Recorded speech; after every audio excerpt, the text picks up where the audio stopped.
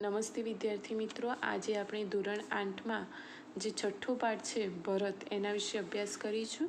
તો એના લેખક છે રાજા લક્ષ્મણસિંહ. તો સૌ પહેલાં તો વાત કરું કે આ ભરત એ દુષ્યંત રાજાનો પુત્ર છે, દુષ્યંત રાજા અને શકુંતલાનો. અને દુષ્યંત રાજાને ખ્યાલ નથી કે આ પુત્ર મારો જ છે, કારણ કે કર્મ ઋષિના આશ્રમમાં રહેતો હતો. દુષ્યંત રાજાએ શકુંતલાનો ત્યાગ કર્યો હતો, માટે એ બંને વચ્ચે જે આ એમનો પુત્ર હતો ભરત, તો દુષ્યંત રાજાને ત્યાં આ વનમાં જઈ અને પછી ખબર પડે છે કે આ ભરત જે છે એ મારો પુત્ર છે. તો સૌ પહેલાં આપણે કવિ परिचय જોઈ લઈએ.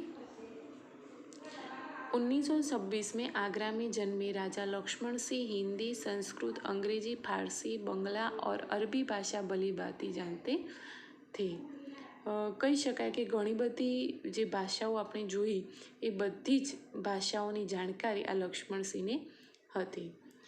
इनकी अनेक पुस्तकों का अंग्रेजी और हिंदी में अनुवाद हुआ है. कालिदास के अभिज्ञान शाकुंतलम, मेघदूत और रघुवंश के हिंदी अनुवाद पर इन्हें पुरस्कार दिया गया था. જે એમને આ નાટક લખ્યું હતું અભિજ્ઞાન શાકુંતલમ, એમના ઉપર એના સિવાય મેઘદૂત, રઘુવંશ, તો એના ઉપર એમને પુરસ્કાર પણ મળ્યો હતો. कालिदास द्वारा लिखित मूल नाटक अभिज्ञान शाकुंतलम का हिंदी में अनुवाद राजा लक्ष्मण सिंह ने किया था.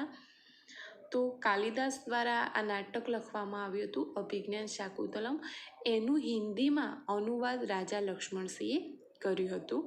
प्रस्तुत पाठ उसी नाटक का एक अंश है. आ जे नाटक છે એમાંથી એક અંશ લેવામાં આવ્યો છે, જે આજે આપણે ભણવાના છીએ. ऋषि कण्व के आश्रम में शकुंतला का पुत्र भरत एक सिंह शावक के साथ खेल रहा है. आश्रम में रहने वाली 2 तपस्विनियां बालक को रोकने का प्रयत्न कर रही है.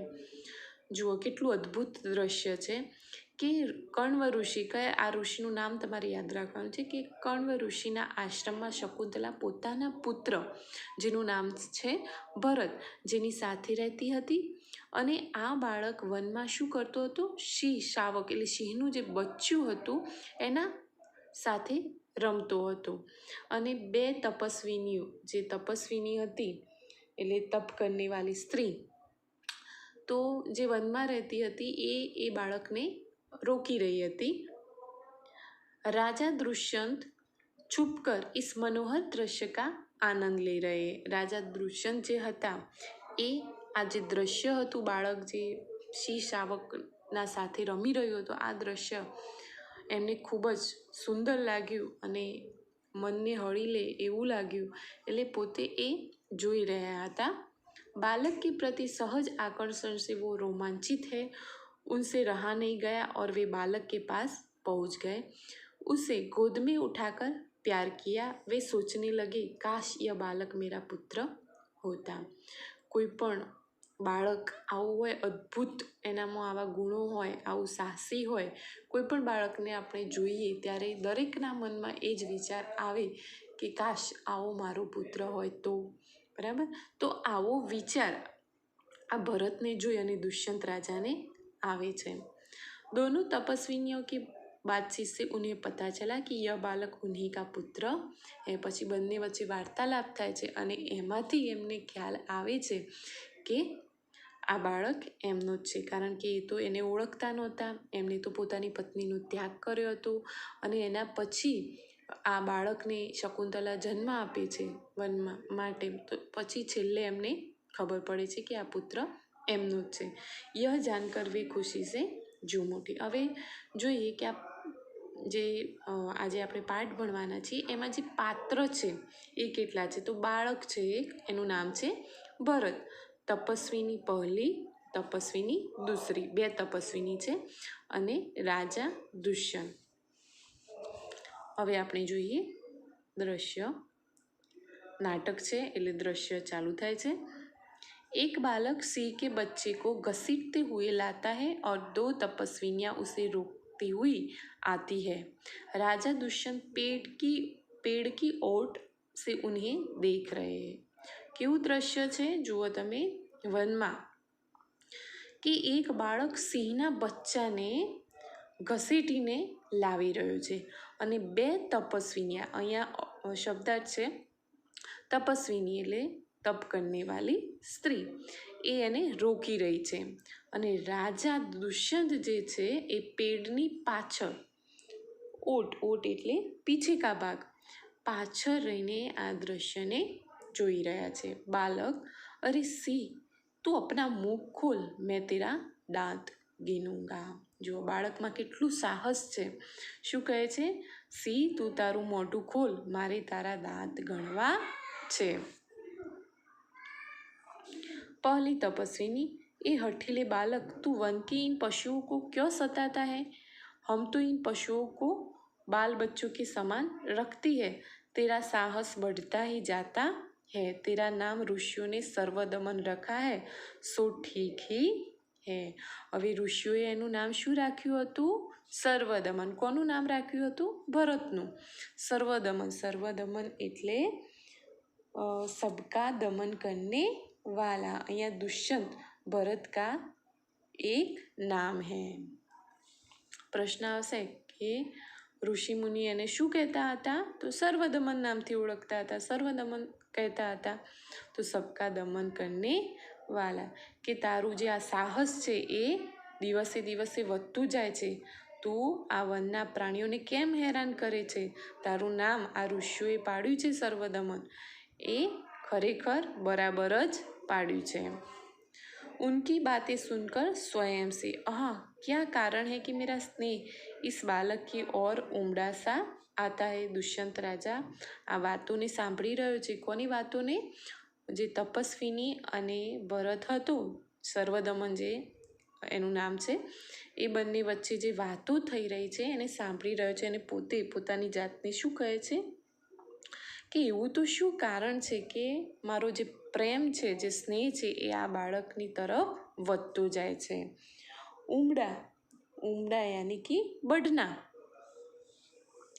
दूसरी तपस्विनी, जो तू इस बच्चे को छोड़ न देगा तो सिंहनी तुझ पर दौड़ेगी. बालक मुस्कुराकर, ठीक है सिंहनी का मुझे ऐसा ही डर है. मुँह चिढ़ाता है. શું કહે છે? મને સિંહનીનો પણ ડર લાગતો નથી. दुष्यंत आश्चर्य से, यह बालक अवश्य किसी तेजस्वी वीर का पुत्र है.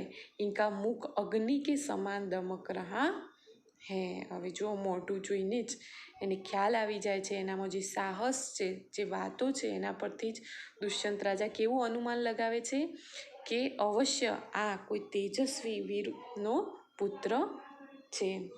અહીંયા જો તેજસ્વી એટલે પરાક્રમી, કોઈ પરાક્રમી વ્યક્તિનો જ આ પુત્ર મને લાગે છે. અને આનું મોઢું જે છે એ અગ્નિની સમાન દમકના એટલે ચમકના, ચમકી રહ્યું છે. पहली तपस्विनी, हे प्यारे बालक सिंह के बच्चे को छोड़ दे, मैं तुझे खिलौना दूंगी. बालक हाथ पसार कर, पहले खिलौना दे दो, लाओ कहाँ है? શું કહે છે તપસ્વીની કે હું તને રમકડું આપીશ એવી લાલચ આપે છે. તું આ સિંહના બચ્ચાને છોડી દે. એટલે બાળક પણ કેવું જીદ્દી છે. શું કહે છે? પહેલાં રમકડું લાવો. ક્યાં છે? दुष्यंत दूर से बालक की हथेली को देखकर स्वयं से, आहा इसके हाथ में चक्रवर्तियों के लक्षण है. उंगलियों पर कैसा अद्भुत जाल है और हथेली की शोभा प्रातः कमल को भी लज्जित कर रही है. એની હથેળીને જોવે છે દૂરથી અને પોતાને ખૂબ જ આશ્ચર્ય થાય છે. અને શું કહે છે કે આના હાથમાં તો ચક્રવર્તીઓના લક્ષણ છે.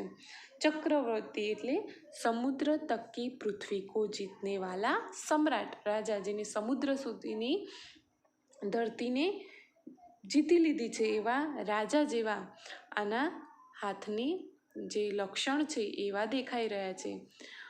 આંગળીઓ ઉપર અદ્ભુત ઝાડ છે અને હથેળીની શોભા તો કમળને પણ લજ્જિત કરે એવી છે. આ પણ પ્રશ્ન આવશે તમારે. એટલે આ જે હું અંડરલાઇન કરું એ તમારે તૈયાર કરી દેવું પડશે કે એના હાથમાં હથેળીમાં કેવા લક્ષણ હતા? तो चक्रवर्तियों के जैसे लक्षण थे, उंगलियों पर अद्भुत जाल थी और हथेली की शोभा तो कमल को भी लज्जित कर दे ऐसी थी। दूसरी तपस्विनी, हे सुखी सुव्रता, यह बातों से न मानेगा, जा, मेरी कुटिया में ऋषि कुमार के खेलने के लिए मिट्टी का मोर रखा है, उसे ले आ। હવે જો શું કહે છે દૂસરી તપસ્વીની, પહેલી તપસ્વીની એનું નામ સુવ્રતા છે કે સુવ્રતા આ આપણી વાતોને આ રીતે માનશે નહીં, જા મારી કુટીમાંથી આ ઋષિકુમારને રમવા માટે એક માટીનો મોર છે એને તું લઈને આ। पहली तपस्विनी, मैं अभी लिए आती हूँ। बालक, तब तक मैं इसी सिंह के बच्चे के साथ खेलूंगा, यह कहकर तपस्विनी की ओर देखकर हंसता है।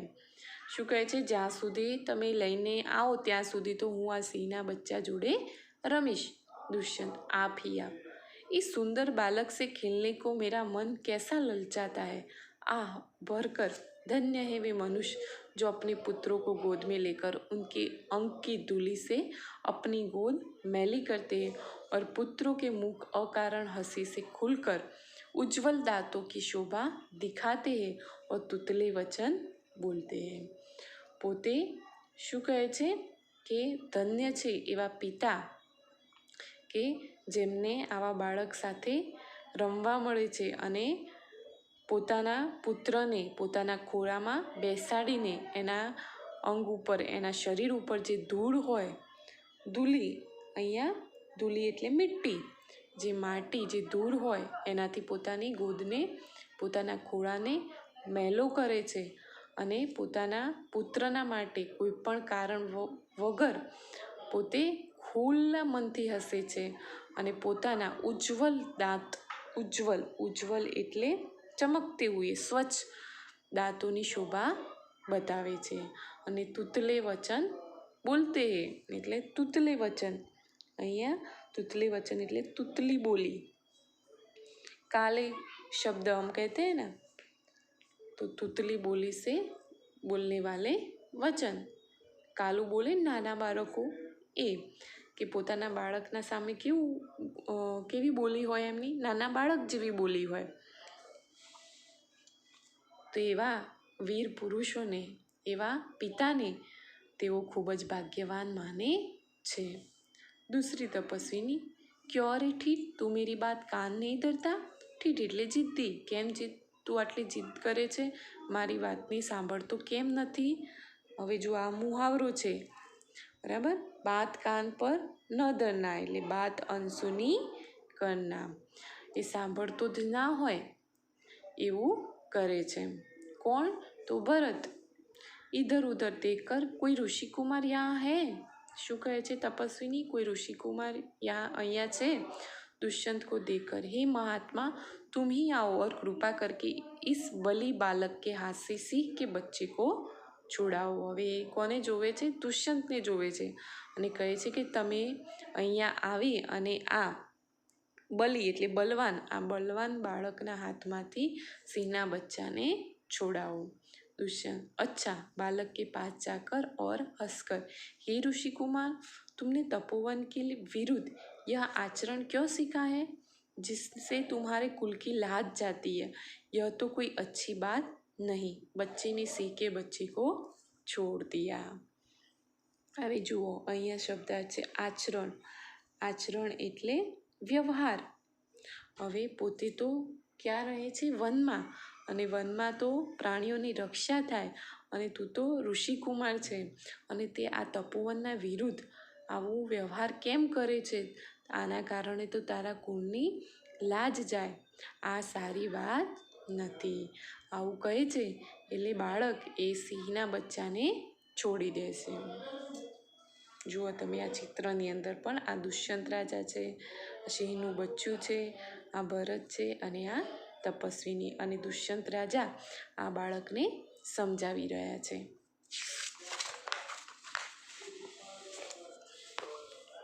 दूसरी तपस्विनी, हे बड़भागी, यह ऋषि कुमार नहीं है। बड़भागी, बड़भागी એટલે બડે ભાગ્યવાલા। दुष्यंत सत्य है, उसके काम ही ऐसे साहस के हैं, यह ऋषि कुमार नहीं जान पड़ता, परंतु मैंने तपोवन में वास देख इसे ऋषिपुत्र जाना था। बच्चे की हथेली को अपने हाथ में लेकर स्वयं से, आहा, जब इसका हाथ छूने से मुझे इतना सुख हुआ है, तो जिस बड़भागी का यह बेटा है उसे कितना हर्ष होता होगा। શું કહે છે કે આ ઋષિપુત્ર નથી, તો દુષ્યંત શું કહે છે કે મેં આને વનમાં જોયું એટલે મને એમ લાગ્યું કે આ ઋષિપુત્ર છે, પણ આ ઋષિપુત્ર હોઈ શકે નહીં, કારણ કે એના કામ જ સાહસ ભર્યા છે. પછી એના હાથને અડકે છે એટલે એમને ખૂબ જ સુખનો અનુભવ થાય છે, ખૂબ જ આનંદનો અનુભવ થાય છે. એટલે શું કલ્પના કરે છે કે જે ખરેખર જેનું બાળક આ હશે એ કેટલું ભાગ્યવાન હશે. दूसरी तपस्विनी, दोनों की ओर देखकर, बड़े अचंभे की बात है. अचंबा, अचंबा એટલે આશ્ચર્ય, વિસ્મય. दुष्यंत, तुम्हें क्यों अचंबा हुआ, तने क्या आश्चर्य लागे. दूसरी तपस्विनी, इसलिए हुआ कि इस बालक की और तुम्हारी सूरत बहुत मिलती है और तुम्हें जाने बिना भी इसने तुम्हारी बात मान ली. શું કહે છે કે સુરત, સુરત એટલે ચહેરો, તમારો ચહેરો આ બાળકથી ખૂબ જ મળતો આવે છે અને તમને તો ઓળખતો નથી, છતાં પણ તમારી વાત આને માની લીધી, એટલે મને આશ્ચર્ય થાય છે. दुष्यंत, बच्चे को गोद में उठाकर, हे तपस्विनी, जो यह ऋषि कुमार नहीं है तो किस वंश का है. दूसरी तपस्विनी, यह पुरुवंशी है. શું કહે છે કે આ ઋષિકુમાર નથી તો કયા વંશનો છે આ. તો તપસ્વીની જે છે એ શું કહે છે, પુરુવંશી. પુરુવંશી એટલે પુરુ નામ કે રાજા કે कुल का, એટલે કે રાજા દુષ્યંત પુરુવંશી યહાં હે. જે પુરુ નામનો વંશ હતો એ વંશનો આ છે એટલે પુરુવંશી. અહીંયા દુષ્યંત રાજા પણ કયા વંશના હતા, પોતે પુરુવંશી હતા. दुष्यंत स्वयं से, इसलिए इसकी सूरत मुझसे मिलती है. પોતે શું કહે છે, પોતે શું વિચારે છે કે માટે જ આનો ચહેરો. बच्चे को गोद से उतारकर, पुरुवंशियों में यह रीति तो निश्चित है कि युवावस्था में वे महलों में रहकर पृथ्वी की रक्षा और पालन करते हैं और वृद्धावस्था आने पर वन में जितेंद्रिय तपस्वियों के आश्रम में वृक्षों के नीचे कुटी बनाकर रहते हैं. देवता जैसी शक्ति वाला यह निडर और असाधारण बालक मनुष्य का पुत्र भला किस प्रकार होगा. શું કહે છે કે રીતિ એટલે નિયમ હોય છે પુરુવંશીઓમાં, કેવો નિયમ હોય છે આ પ્રશ્ન પણ આવશે. તમારે ખૂબ જ ધ્યાનથી સમજવાનું છે કે શું કરે છે પુરુવંશી. તો યુવાવસ્થા, યુવાનીમાં મહેલોમાં રહીને પૃથ્વીની રક્ષા અને પાલન કરે છે અને વૃદ્ધાવસ્થામાં પોતે વનમાં જાય છે અને પોતાની જીતેન્દ્રિયોને જીતે છે. જીતેન્દ્રી એટલે અહીંયા ઇન્દ્રિયો કો જીતને વાલા, એટલે આશ્રમમાં જાય છે અને પોતે કુટીરમાં રહે છે. અને આ દેવતાઓ જેવી શક્તિવાળો આ નીડર, આ અસાધારણ, કોઈ સાધારણ બાળક નથી. આ ખરેખર કોઈ મનુષ્યનો પુત્ર કઈ રીતે હોઈ શકે. તો તમારે આમાંથી શું યાદ રાખવાનું છે કે પુરુવંશીઓની જે રીતિ હોય છે એ શું હોય છે. તો યુવાવસ્થામાં એ મહેલોમાં રહી અને શું કરે છે, પૃથ્વીની રક્ષા કરે છે અને વૃદ્ધાવસ્થામાં વનમાં જઈ અને કુટીર બનાવી અને પોતાની જીતેન્દ્રિયોને जीते છે. दूसरी तपस्विनी, हे परदेसी, तेरा यह संदेह तब मिट जाएगा जब तू जान लेगा कि इस बालक की माँ मेनका नामक एक अप्सरा की बेटी है. उसी के प्रताप से इसका जन्म देव पितर के इस तपोवन में हुआ.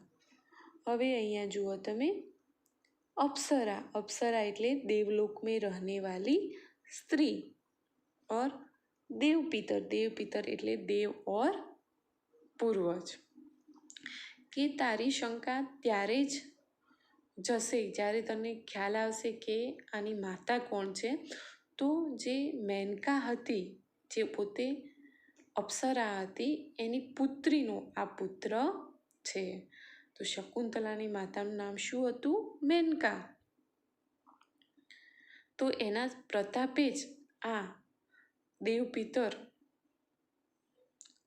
જન્મ આ તપોવનમાં થયો છે. જોઈએ આગળ. दुष्यंत मन में यह तो बड़े आनंद की बात सुनाई, इससे कुछ और आशा बढ़ी. इसकी माता किस राजर्षि की पत्नी है? હવે જુઓ, મેનકાનું નામ સાંભળ્યું એટલે એનો ઉત્સાહ વધ્યો કે ખરેખર આ જે વાર્તા છે, જે કહાની છે, એ તો મારી જ છે. એટલે શું કહે છે કે એ કયા राजर्षिની પત્ની છે?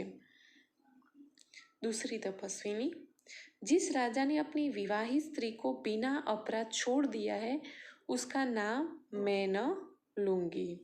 શું કહે છે? હવે જુઓ કે પોતાની વિવાહિત જેની સાથે વિવાહ કર્યા છે અને પોતાની પત્નીને કોઈ અપરાધ વગર છોડી દીધી હોય એમનું નામ હું લઈશ નહીં.